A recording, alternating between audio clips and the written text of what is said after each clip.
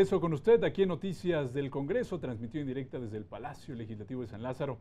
Hoy nos acompaña aquí en el estudio de noticias el presidente de la Junta de Coordinación Política de la Cámara de los Diputados, el diputado Francisco Martínez Neri, a quien le agradezco mucho que nos regale unos minutos. Muchas gracias por la invitación. Bienvenido, diputado. Muy amable. Un gusto saludarle. Gracias. ¿Qué nos puede contar? ¿Cómo está Oaxaca? ¿Cómo van las cosas? Oaxaca afortunadamente ya con más calma.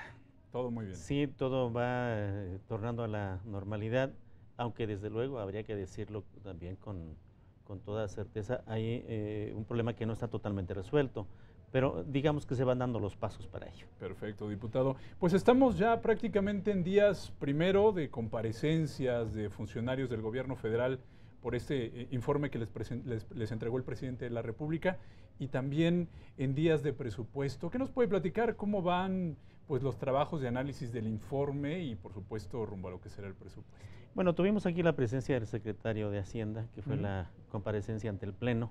Todas las demás comparecencias serán ante comisiones y hemos generado una idea de comparecencias con dos bloques.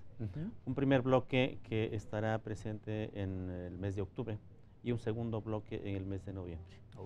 De modo tal que en ese tiempo esperamos generar todo el trabajo que tiene que ver con la glosa, con las comparecencias de los funcionarios. El secretario de Hacienda ya compareció ante el Pleno y les dice, diputado, que hay menos recursos para el año 2017. Pues, ¿cómo se ve esto desde la Junta de Coordinación Política? ¿Cuáles son los trabajos de acuerdo que tendrán que impulsar ustedes? Sí, creo que es la experiencia más difícil que vamos a vivir. En los últimos 15, 20 años no se había visto un decremento tan notable. Estamos hablando ahora de 239,000 millones de pesos.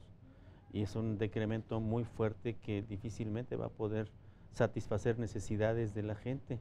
De modo tal que creo yo que todas las fracciones parlamentarias tendrán que hacer, incluida la nuestra, desde luego del PRD, los esfuerzos necesarios para poder recolocar las cifras que sean pertinentes.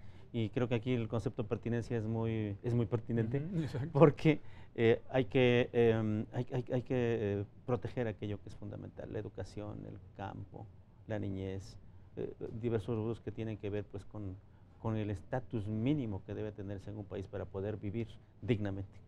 Sin duda el presupuesto para los municipios en el país, diputado, una preocupación que está entre todos y todas las 500 y los 500 diputados de la República. Sí, efectivamente, habrá finalmente disminuciones y algo que hemos notado y que trataremos por supuesto de cambiar es el hecho de que se privilegie algunos estados. Por cierto que van a tener comicios electorales, entonces necesitamos que la distribución sea equitativa, que no haya dardos escondidos y desde luego que pueda hablarse de una pulcritud en el manejo del presupuesto. En su grupo parlamentario, diputado, el Partido de la Revolución Democrática, ¿ya tienen ustedes pues sobre la mira cuáles son los rubros en que van a defender el presupuesto, que se recorte lo mínimo posible? Hay rubros concretísimos.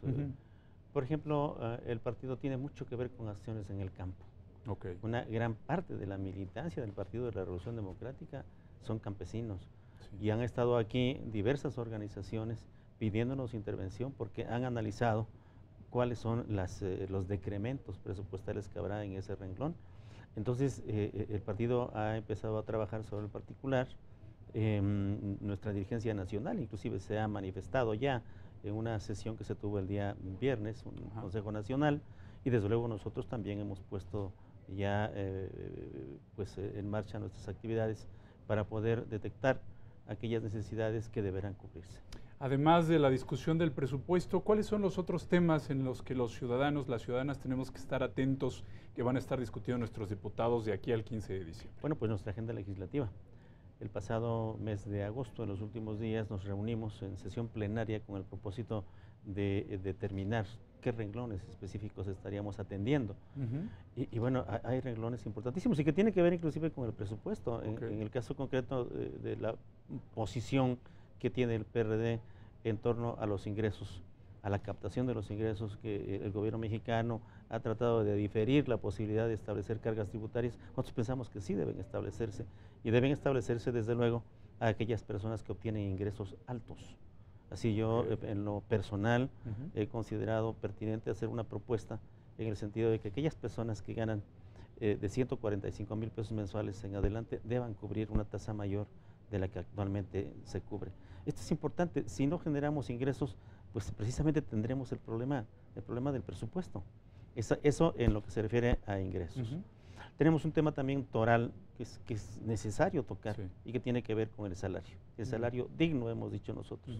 Es importante que el salario se revise. El salario ha perdido en los últimos 30 años cuando menos un 75% de su poder adquisitivo. Eso es escandaloso. Entonces yo creo que se tiene que hacer un esfuerzo muy grande, tanto del gobierno como de la iniciativa privada, para resarcir a los trabajadores ese poder adquisitivo. Y es un tema que se tiene que tocar.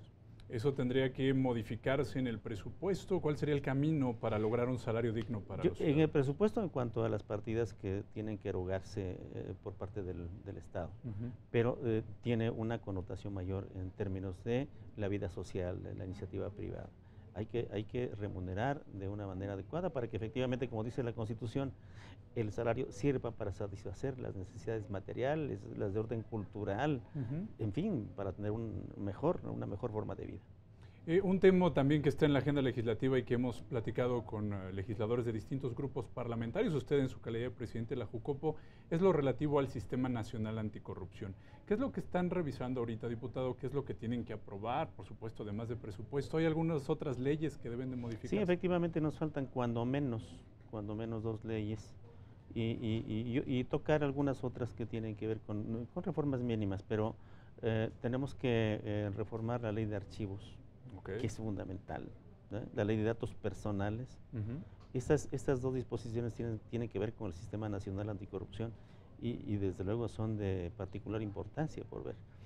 Y bueno, y volviendo otra vez al asunto del presupuesto, necesitamos resolver el problema del dinero que debe aplicarse para el Sistema Nacional Anticorrupción, porque si no va a suceder que tendremos un Sistema Nacional Anticorrupción del que estamos hablando muchas cosas positivas, pero a la hora buena, al no tenerse recurso, va a ser una entelequia. ¿El Ejecutivo lo contempló en su iniciativa que ya les entregó? No está incorporado de una manera plena, expresa, y desde luego que tenemos que buscar las formas para poder resolver ese problema, porque de otra manera, pues un problema serio que vive el país no habrá de resolverse, que es el problema de la corrupción.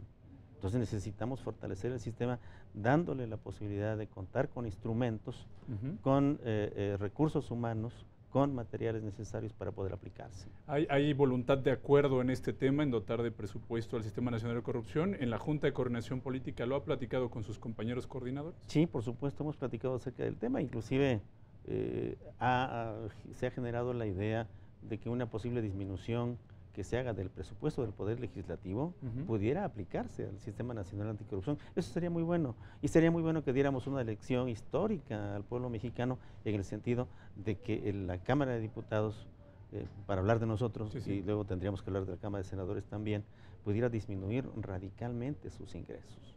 Son los temas, sin duda, diputado, que estaremos viendo, la construcción de acuerdos en las próximas semanas y meses por venir. Así es, yo creo que nos va a llevar un buen tiempo, mucho esfuerzo, seguramente mucho análisis, inquietudes, pero finalmente estaremos resolviendo, espero, bien para el pueblo de México. ¿Y se esperan inquietudes, movimientos sociales en las inmediaciones de San Lázaro? Allá habrá que tener mucha voluntad de acuerdo, de diálogo. Sí, seguro. Tendremos que recibir a todas las organizaciones que vengan a visitarnos, que quieran platicar, que quieran conocer con profundidad algunos aspectos, para que pues, se vayan, si no tranquilos, sí por lo menos sabiendo cuál es el estado de cosas y desde luego encontrando algunas vías de solución. Diputado Martínez Neri, le agradecemos mucho muchísimas gracias. Que nos haya acompañado aquí en el estudio. Muy amable, muchísimas gracias. Dame un segundo, por favor. Y bueno, vamos a hacer una pausa y vamos a regresar con más de la actividad de nuestras y nuestros representantes aquí en el Congreso Federal. Regresamos.